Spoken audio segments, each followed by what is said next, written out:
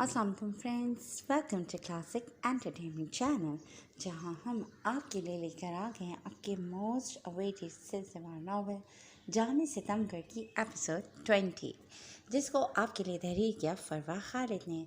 तो जल्दी से चलते हैं एपिसोड की तरफ, मगर उससे पहले अगर आपने हमारे चैनल को अभी तक सब्सक्राइब नहीं किया तो उसको सब्सक्राइब करें, आइकॉन बटन दबाएं ताकि हमारी नई और मयारी वीडियोस सबसे पहले सिर्फ आपको देखने को मिले। तो फिर जल्दी से चलते हैं जाने सितमगर की एपिसोड 20 की तरफ।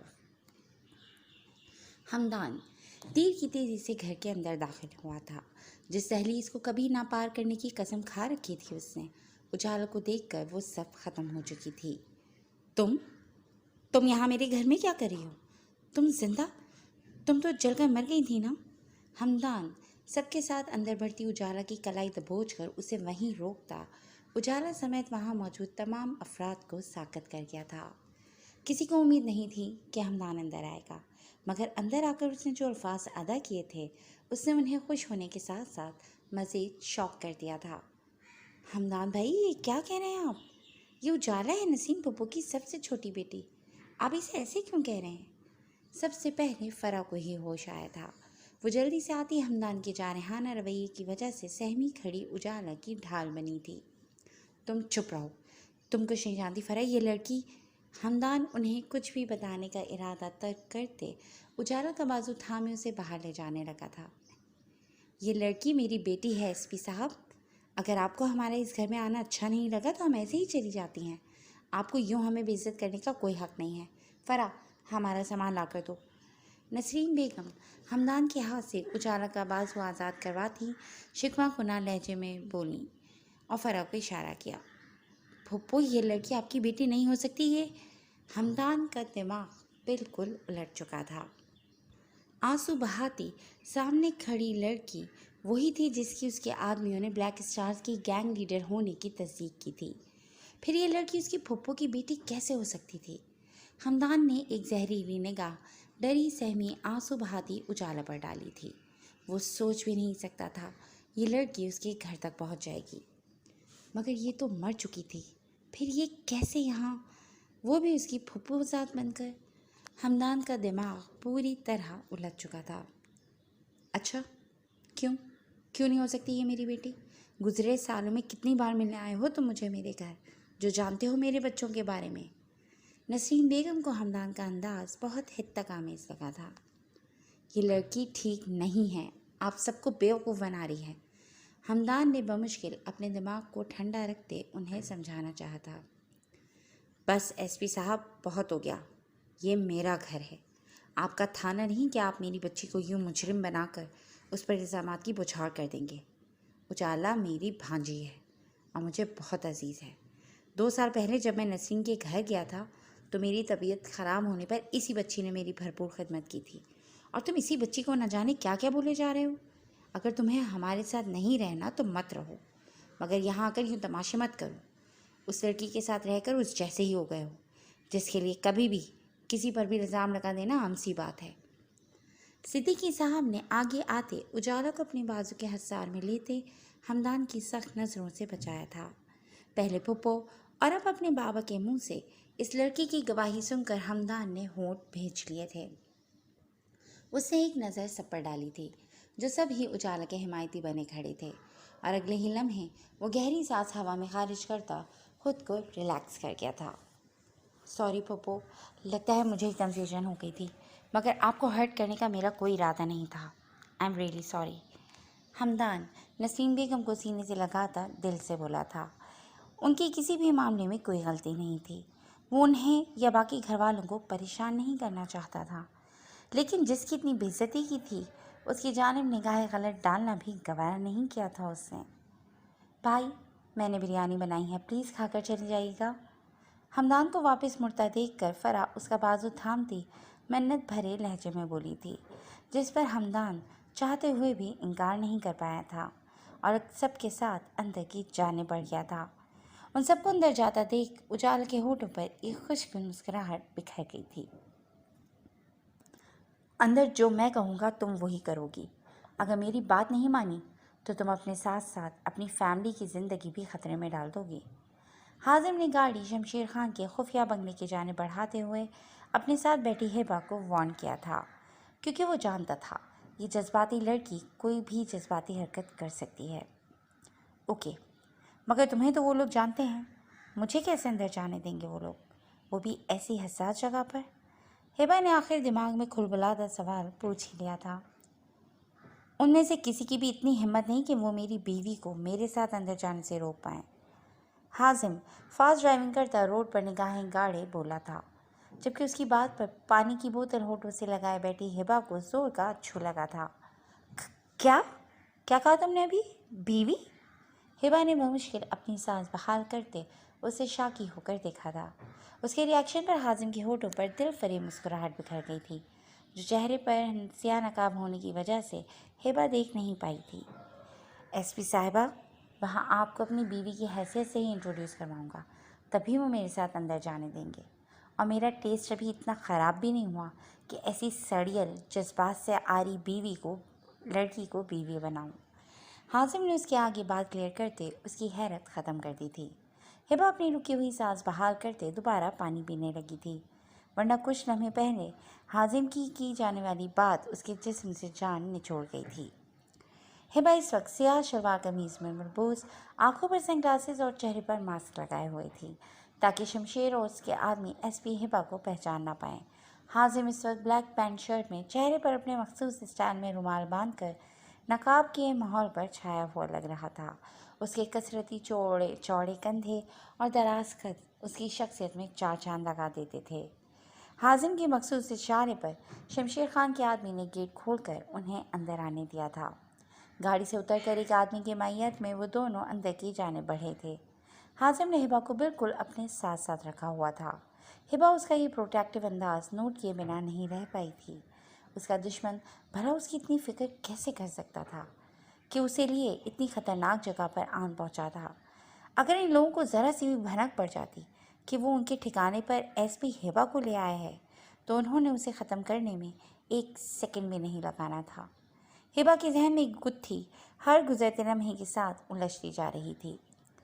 ظہر نصیب، آج تو ہمارے آشانی کی رونق مزید بڑھ گئی ہے۔ شمشیر حازم کو دیکھتے ہی گرم جوشی سے ملا تھا، جبکہ ہبا مٹھیاں بھیج کر رہ گئی تھی۔ اس کا بس نہیں چل رہا تھا ان کے ساتھ کیا کر ڈالے۔ وعدہ کیا تھا تم سے، بہت جلد ملنے آؤں گا، اور تم سے بہتر کون جان سکتا ہے کہ بلیک اسٹارز اپنے وعدے کے کتنے پابند ہوتے ہیں۔ حازم ہبا کے ساتھ صوفے پر براجمان ہوتا شمشیر کو معنی خیز سا جواب دے گیا تھا، جس کا مطلب سمجھے بغیر شمشیر خان کہکا لگا گیا تھا۔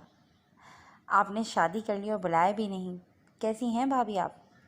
ہبا کو شمشیر خان حازم کے سامنے کافی مہذب لگا تھا، جو بات اسے کافی حیران کر رہی تھی۔ اسے تو لگا تھا کہ ان بلیک اسٹارز کی دہشت صرف عوام پر چھائی ہوئی تھی، مگر یہ تو انڈر ورلڈ کی دنیا کے بھی باپ لگ رہے تھے اسے ایک دم حازم سے خوف بھی محسوس ہوا تھا۔ کیا اسے اپنے دشمن کے ساتھ ہاتھ ملا کر ٹھیک کیا تھا؟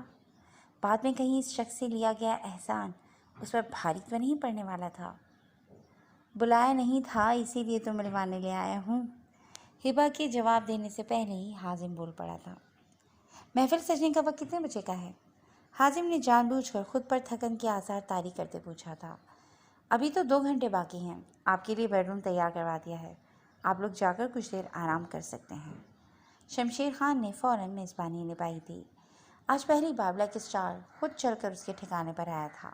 وہ نمبر بنانے کا اتنا اچھا موقع کیسے ضائع ہونے دیتا؟ بہت شکریہ جناب۔ حازم اپنی مرضی کی بات سن کر خوش ہوا تھا۔ ویسے آج کی محفل میں زونیا بھی آ رہی ہے، اسپیشلی آپ کا سن کر۔ پچھلے 2 سالوں سے آپ سے ایک ملاقات کے لیے ماری پھر رہی ہے۔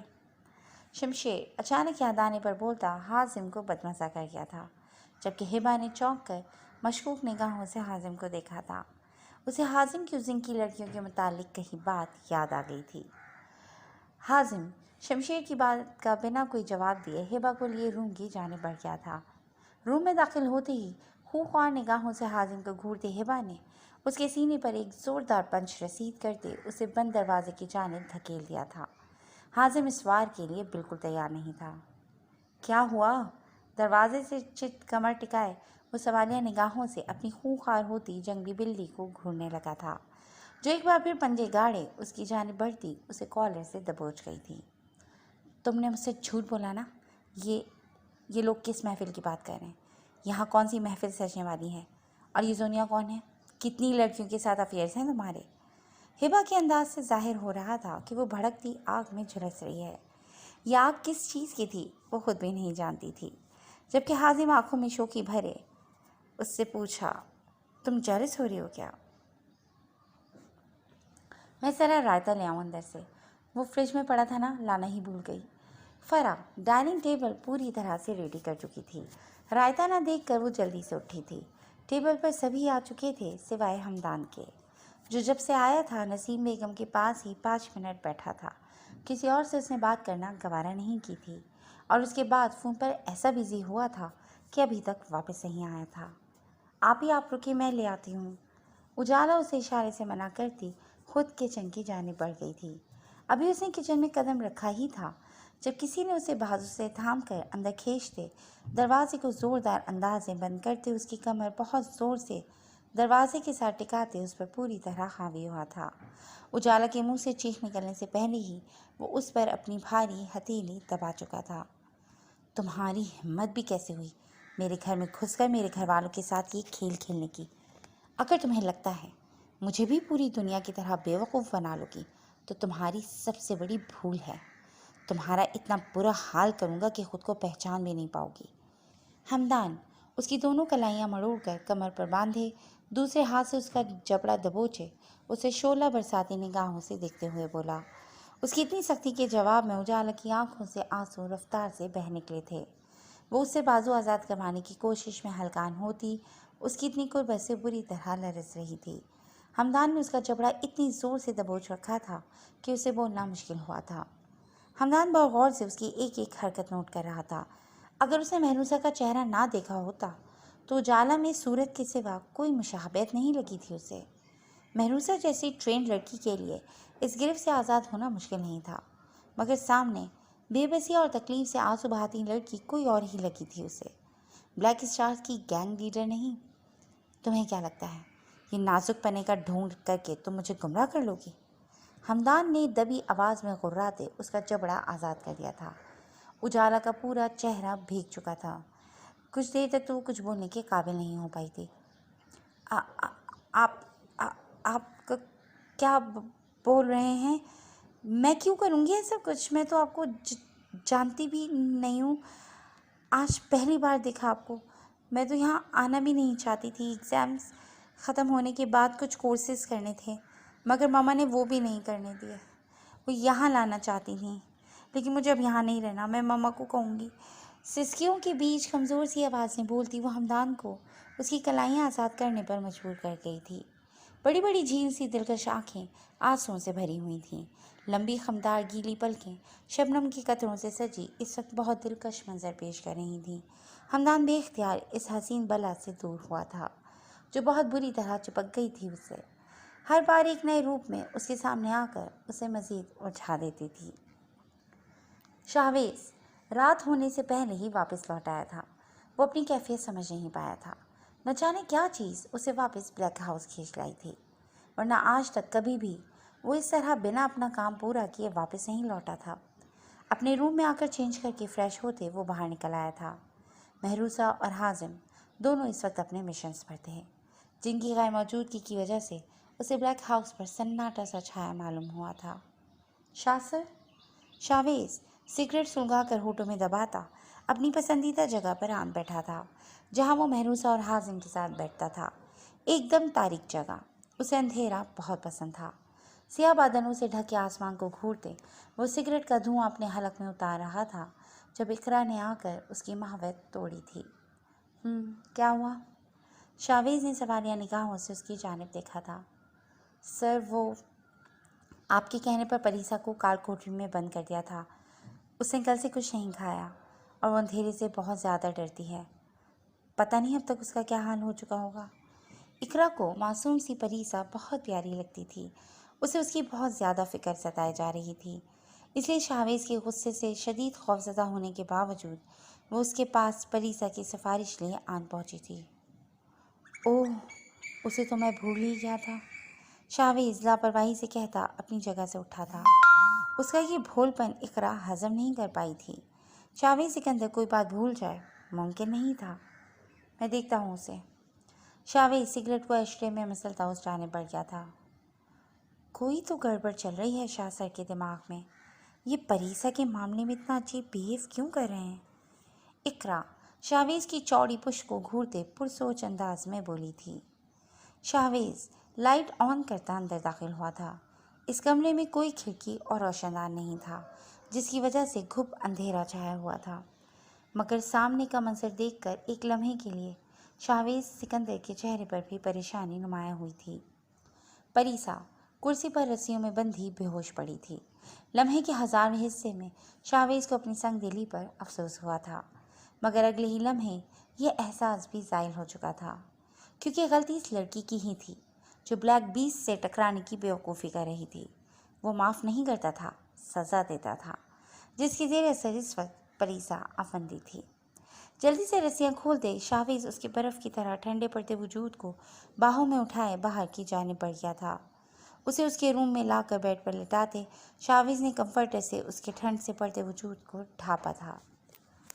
जी फ्रेंड्स, आज के लिए बस इतना ही, लेकिन कहानी अभी बाकी है और मज़ीद कहानी के लिए आपको इंतज़ार करने पड़ेगा नई एपिसोड का, जो बहुत जल्द हम आपके लिए लेकर हाजिर होंगे सिर्फ क्लासिक एंटरटेनमेंट चैनल पर। तब तक के लिए टेक केयर एंड अल्लाह हाफ़िज़।